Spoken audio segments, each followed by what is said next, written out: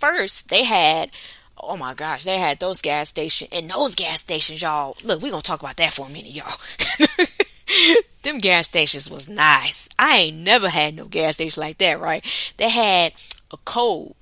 Everybody had a code to get into. Like, you go to the gas station, and you know how you go to like 7-Eleven or one of those places, you have to go ask for the key to get the bathroom, and and the bathroom is not 7-Eleven though. I'm not gonna put nobody out there. 7-Elevens that I've been to have been clean. Don't get me wrong. So I won't say no names.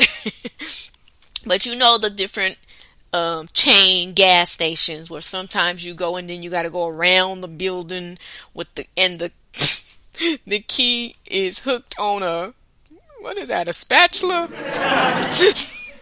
It'd be like a spoon, or a big old piece of lead or a rope, and they got to do that because folks be stealing what? Why are you stealing keys? Why are you stealing the key to the bathroom, right? But they got to make sure you bring it back. So you be walking, you won't forget that. Put that in your pocket thinking it's yours. But anyway. So the gas stations, you get your little code. So, that made me really think I was Queen Sheba. So, I go to the gas station and park it. And then I ain't even got to use the restroom, but I'm just going to go in. So, cause I know the code. So I put the code in and open it. Y'all, they got vending machines in there for you. You get free coffee. You get free hot cocoa. You get free tea, free hot water. They got everything stocked up. Bathrooms always nice and plush. I'm telling you, when we would travel, we would not stop anywhere to use we would just go to the gas station because we knew it was a private, quote unquote, bathroom.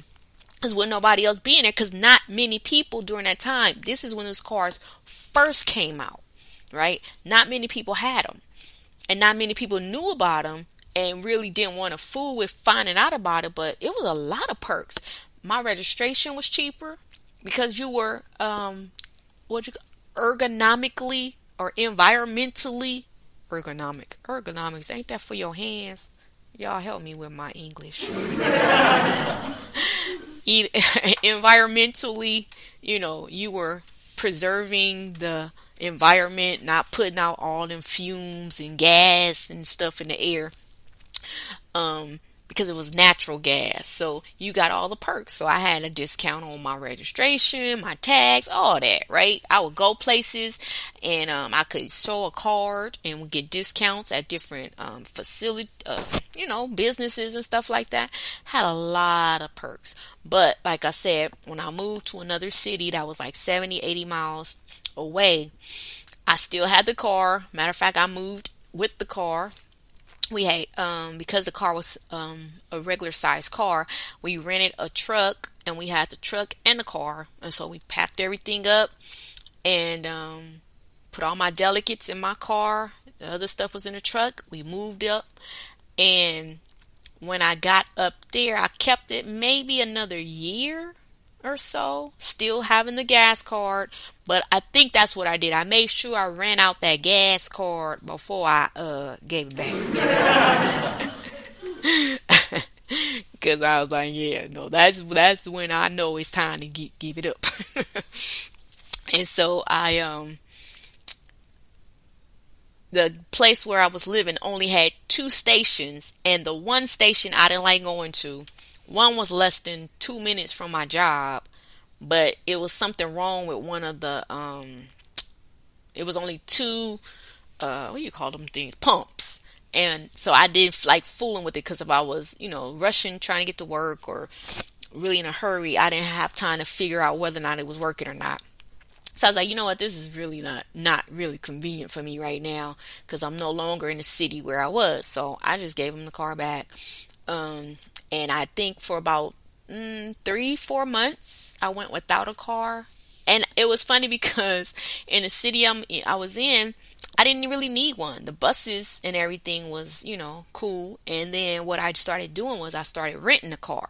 So I rented a car for about 3 to 4 months, I had some awesome coworkers, some friends that I had, and one in particular. Shout out to Wendy if she listening. I love you, girl.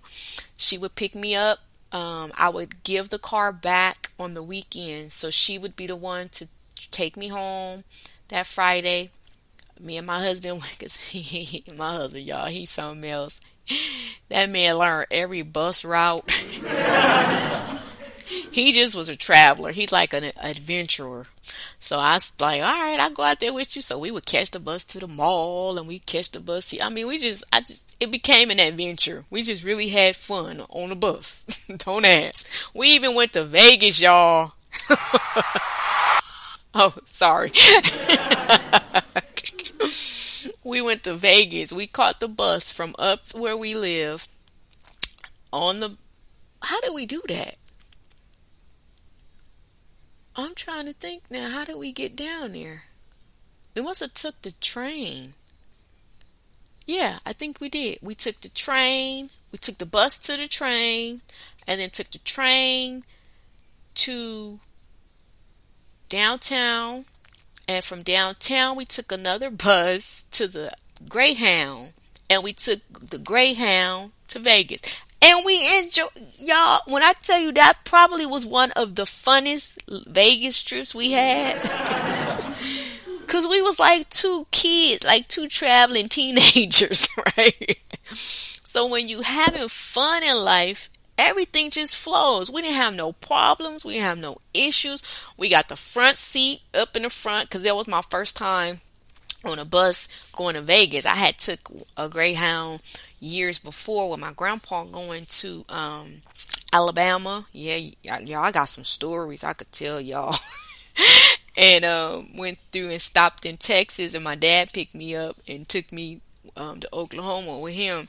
But yeah, I done been traveling. What was that movie called? The Traveling Pants or something?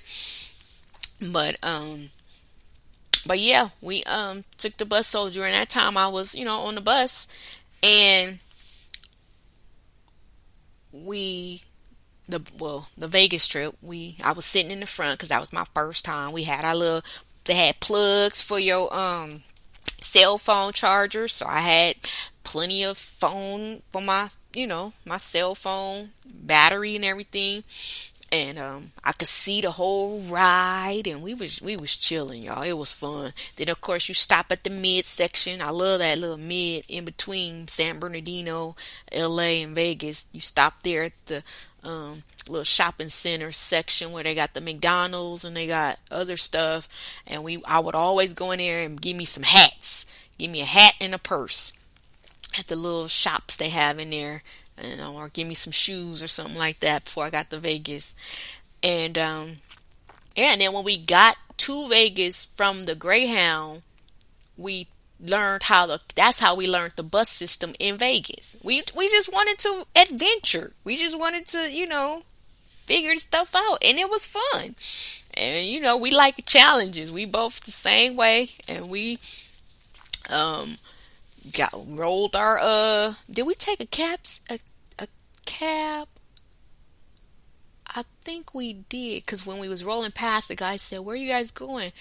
I said, "We're trying to get to our hotel." I said, "But we'll walk." And he was like, "I won't charge." He already knew. We was like, "Nope, I ain't charging me $200 to go 2 miles." He said, "No." He said, "I'll give you a flat rate." And he took us. And then we ended up there, and then the hotel we stayed at had free shuttle service. So we didn't really even need the bus, but we just wanted to do the bus because we found out that you could get a bus pass that lasts 2 days. I said, "What?" And it was like $5. So we got that, and we took that bus down the strip from one end to the next, and we hit all the major malls, shopping area. That's when we found out how to get to all of those before we really started driving to Vegas. But yeah, and so when we came back home, maybe about a month or two later, I will never forget it. I was here in the house, and I said, "You know what? It's time for me to get a car. I'm ready again." And I got a I went online. I said, okay. I said I want a car, but I don't want nothing expensive. And I said what I wanted. What we tell you? Faith is the substance of things hoped for, the evidence of what you don't see. I just specifically stated everything I wanted, everything I didn't want, how much I wanted to pay, all of that. I think during that time I didn't even want to put nothing down, and I didn't put nothing down. And so I got a really cute little car too, y'all. And boy, that car took us to Vegas and everywhere else we went. I mean, we traveled in that one too. Um, but yeah, so you can have the things you desire. You know, you can enjoy your life, but it starts with you. If you now, I could have easily fussed and complained and this and this, but I've never been that person. When I know there's something I have to do. Perfect example. From where I was living to where I transferred. Okay, from where I was living to where I was working, it was maybe 10 minutes without traffic and 20 minutes with traffic, right? I transferred from that specific location to 170 miles one way from my house. Okay, I would have to get up every morning at 3 o'clock, leave the house by 4:15, 4:20, and that's just because I like to be early. The bus wouldn't leave the station until, because I didn't drive, I would catch a kind of like a Greyhound bus, one of those nice commuter buses. I would get up and catch it. It would leave at 4:50, I think, every morning, and it would drive us down. I would sleep for an hour, get off, catch one or two other buses to a shuttle to take me to my job. And I did that for at least 2.5 to 3 years and never had an issue with it. The bus maybe broke down going home twice in those 2 years, but every time it did, I mean, another bus was coming. It nothing ever was hard because my attitude was always cool. I think maybe I had to sit next to somebody on the bus maybe 5 times out of 2.5, 3 years. I always got a seat by myself. It was always convenient because I expected it to be convenient, right? Going home, I was just I'm a kid at heart, y'all. So I used to like to run from the shuttle to the bus to see if I could catch the one coming. I didn't have to, but I just wanted to do it. See how sooner I could get, than later or whatever. But anytime I wanted to get there early, I got there earlier but it's all according to you and what you put out, because that's what you get back. So I just wanted to give you guys some little, personal experiences and, adventures. Maybe one day I'll tell you about my house experiences, because I had some great ones of those too. But, when you want to move or you're looking for a house or something, just be specific at what you want. Don't look at what you got. Don't look at what you got in your bank account, because yes, that may stop you. You may, decide to allow that to be a limiting belief.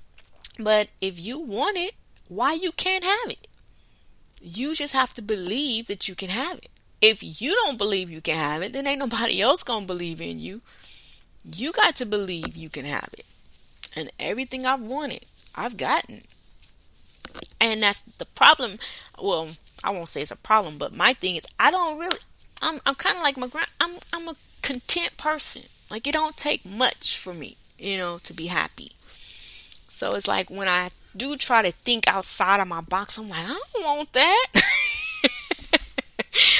Like, I'm good with where I'm at, kind of thing, But, each round you want more, you want to do more, But some people, they don't care, Like, one of my places, a lot of the places where I lived, I could still be there right now, But it was what I wanted. It was what I desired. And that's the way it should be in life. You have choices, and you are able to make the choice that you make. And that's okay. All right. So I went a little bit over my time. I didn't want to go this long, but I will be back tonight for the Picture the Bed.